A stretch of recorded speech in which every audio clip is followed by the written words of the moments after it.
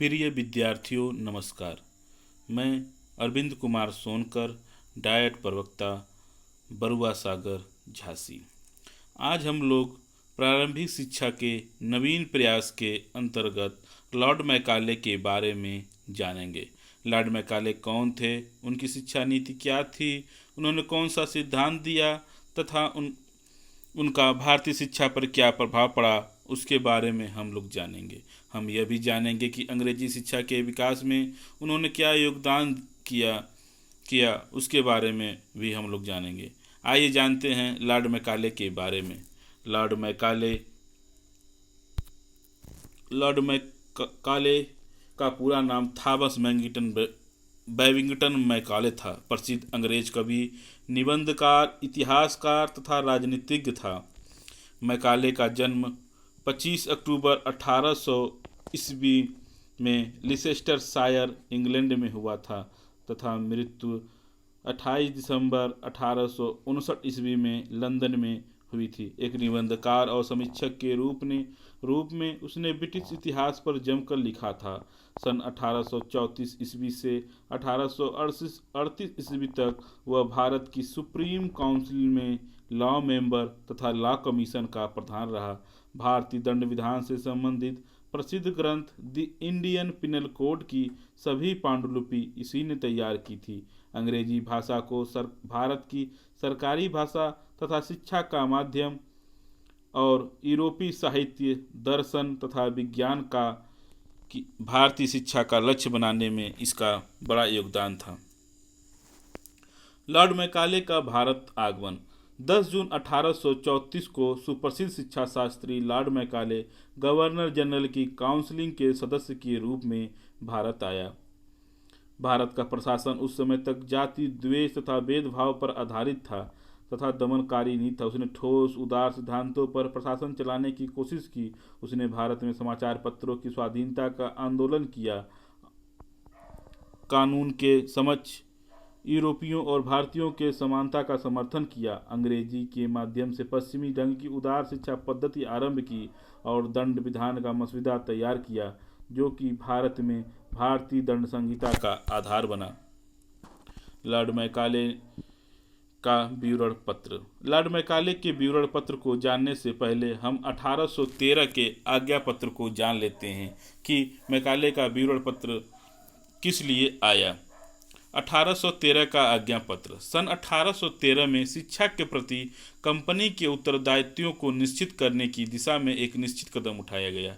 उक्त वर्ष में ब्रिटिश संसद ने कंपनी को भारत पर शासन करने संबंधी आज्ञा पत्र का नवीनीकरण किया गया तथा अधिनियम की धारा 43 में यह प्रावधान किया गया कि कंपनी द्वारा प्रति वर्ष कम से कम 1 लाख रुपये भारत के विद्वान निवासियों के उत्साहवर्धन एवं साहित्य के पुनरुत्थान व विकास के लिए तथा ब्रिटिश भारत की सीमाओं के अंदर निवास करने वालों में विज्ञान संबंधी ज्ञान के प्रारंभ व प्रवर्धन हेतु पृथक से व्यय किए जाएं। सन 1813 के आज्ञा पत्र के द्वारा प्राविधान का भारतीय शिक्षा के इतिहास में अत्यंत महत्वपूर्ण स्थान है। इसने भारतीयों की शिक्षा के प्रति ईस्ट इंडिया कंपनी के उत्तरदायित्व को निश्चित कर दिया, जिसके फलस्वरूप भारतीय शिक्षा को एक नवीन दिशा मिली। भारतीयों को लगा कि इस धारा से जुड़ जाने के फलस्वरूप उनकी शिक्षा की उचित व्यवस्था हो सकेगी, परंतु उनकी आशाओं पर तुषारपात हो गया, क्योंकि आज्ञा पत्र में 1 लाख रुपये की धनराशि को व्यय करने का ढंग तथा साहित्य शब्द को अर्थ को स्पष्ट नहीं किया गया था, जिसके कारण कंपनी के संचालकों में विवाद उत्पन्न हो गया। इसके परिणाम स्वरूप 1813 से 1833 की अवधि के दौरान कोई विशेष शैक्षिक प्रगति नहीं हो सकी।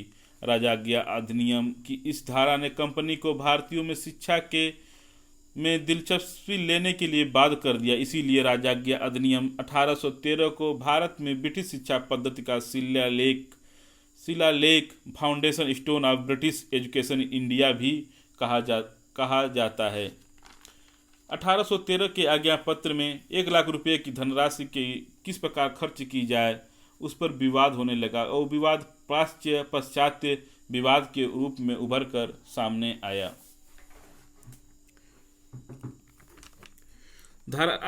धारा 43 की इस स्पष्टता में भारत में प्राच्य पाश्चात्य शैक्षिक विवाद को उग्र रूप दे दिया। इस प्राच्य पाश्चात्य विवाद को दो गुटों में बट गया। पहला था भाषा का माध्यम अरबी हो, फारसी हो या संस्कृत आदि भारतीय भाषा हो, जिसके समर्थक थे H. विल्सन एवं H. प्रिंसप। दूसरी तरफ भाषा का माध्यम अंग्रेजी या पाश्चात्य भाषा हो, जिसके समर्थक थे David Hare, Raja Ram Mohan Roy, Lord Macaulay, Lord William Bentinck थे। प्राच्य शिक्षावादियों का कहना था कि साहित्य शब्द से तात्पर्य संस्कृत और अरबी भाषा के साहित्य से है तथा भारतीय विद्वान से अर्थ इन दोनों भाषाओं में से किसी एक विद्वान से है। परंतु इसके विपरीत पाश्चात्यवादियों का विचार था कि भारतीय साहित्य तथा भारतीय विद्वान शब्द को इतने संकीर्ण अर्थों में नहीं देखना चाहिए तथा साहित्य में अंग्रेजी साहित्य का प्रमुख स्थान है। प्राच्यवादियों का दल भारत के प्राचीन साहित्य, सभ्यता तथा संस्कृति के प्रचार पक्ष में था तथा चाहता था कि पश्चात दर्शन विज्ञान की शिक्षा भी संस्कृत और अरबी माध्यम से दी जाए।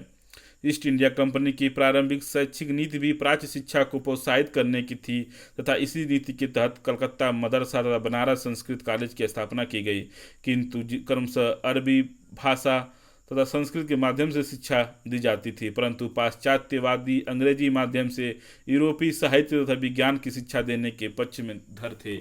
इन्हीं सबको विवादों को देखते हुए उस समय के governor general Lord William Bentinck ने मैकाले को कानूनी सलाह के रूप में नियुक्त किया। सन 1834 में गवर्नर जनरल की कार्यकारी के रूप में लॉर्ड मैकाले भारत आया। मैकाले को जन शिक्षा के समिति का अध्यक्ष भी बनाया गया। उसे चार्टर एक्ट 1813 की धारा के निहितार्थ के संबंध में परामर्श मांगा गया। उसके सामने 3 पक्ष रखे गए। 1 लाख रुपए की धनराशि शिक्षा के संवर्धन हेतु किस प्रकार से व्यय करनी है, इस संबंध में उसके विचार मांगे गए। शाही शब्द की व्याख्या किस प्रकार से करनी है, उसके भी शब्द में उससे विचार मांगे गए और भारतीय विद्वानों की व्याख्या करना इन सभी की उसने अध्ययन करके उसने अपना निष्कर्ष निकाला और 2 फरवरी 1835 को मैकाले ने अपना सुप्रसिद्ध विवरण पत्र गवर्नर जनरल की काउंसिल के समक्ष प्रस्तुत किया। उसने अपने विवरण पत्र में कहा कि साहित्य शब्द का अर्थ अंग्रेजी साहित्य से है, न कि संस्कृत, अरबी एवं फारसी भाषा से है। भारतीय साहित्य का मजाक उड़ाते हुए लिखा, एक अच्छे यूरोपियन पुस्तकालय की मात्र एक अलमारी भारत और अरबी के संपूर्ण साहित्य के बराबर है। संस्कृत साहित्य पर प्रहार करते हुए लिखा कि क्या हम ऐसे साहित्य और विज्ञान को पढ़ाएंगे जो अत्यंत निम्न कोटि का है, जबकि हम संपूर्ण इतिहास और दर्शन का ज्ञान करा सकते हैं। तब क्या हमें ऐसी चिकित्सा साहित्य का ज्ञान कराएंगे जिन पर अंग्रेज पशु चिकित्सकों को भी लज्जा आएगी, ज्योतिष ऐसा कि जिस पर स्कूल की अंग्रेज बालिकाएं हंस पड़ेंगी, इतिहास ऐसा है जिसमें 77 फीट राजाओं का वर्णन है, भूगोल ऐसा है कि जिसमें सिरे तथा मक्खन का वर्णन है।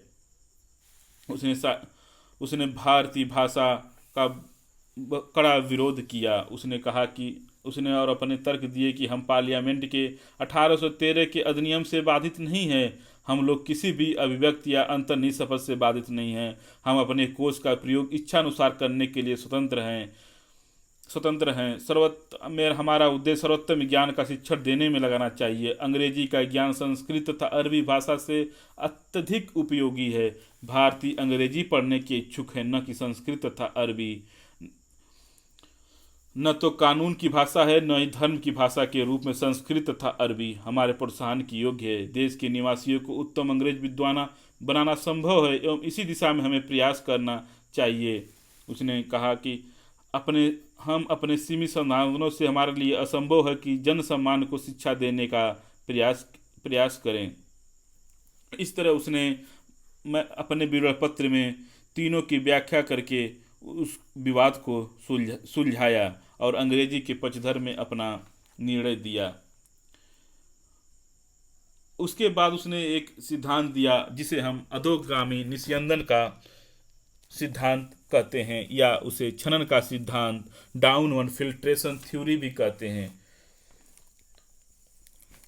लॉर्ड मैकाले ने कहा कि भारत की जनसंख्या इतनी अधिक है कि सभी को शिक्षा दिया जाना मुमकिन नहीं है। इतनी बड़ी जनसंख्या को शिक्षा देना ये हमारे हित में नहीं है, कंपनी के हित में नहीं है। इसलिए उसने बस कुछ लोगों को ही शिक्षा देना चाहा। उसने यह सिद्धांत प्रतिपादित किया कि शिक्षा की व्यवस्था केवल उच्च वर्ग के व्यक्तियों के लिए की जाए, जहां से वह स्वतः धीरे धीरे छन छन कर निम्न वर्ग तक पहुंच जाएंगी। इसी सिद्धांत को अधोगामी निस्यंदन सिद्धांत अथवा निम्नवत छन्नीकरण का सिद्धांत, डाउनवर्ड फिल्ट्रेशन थ्योरी कहा जाता है। निस्यंदन या छनाई से तात्पर्य किसी द्रव का छन छन कर नीचे की ओर जाना से है। शिक्षा के क्षेत्र में निस्यंदन या छनाई से अभिप्राय समाज के उच्च वर्ग को दी गई शिक्षा का है। शिक्षा के क्षेत्र में निस्यंदन का कालांतर में निम्न वर्ग तक पहुंचने से है। दरअसल निस्यंदन सिद्धांत के समर्थकों का विश्वास था कि समाज का निम्न वर्ग उच्च वर्ग के व्यवहार का अनुसरण करता है। अतः यदि समाज के उच्च वर्ग को अंग्रेजी साहित्य, विज्ञान तथा रीति रिवाजों में शिक्षित कर दिया जाए तो कालांतर में उनके आचरण तथा व्यवहार का अनुसरण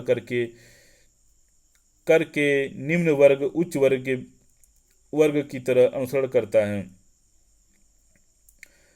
निम्न वर्ग शिक्षा के प्रकाश से आलोकित हो जाएगा।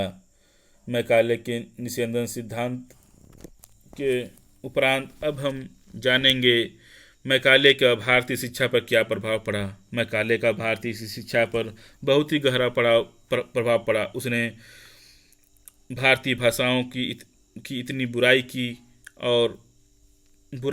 और उस अंग्रेजी भाषा को भारतीय की भाषा बनाने पर उसने जोर दिया, और साहित्य में भी अंग्रेजी साहित्य का भी उसने खूब जोर दिया।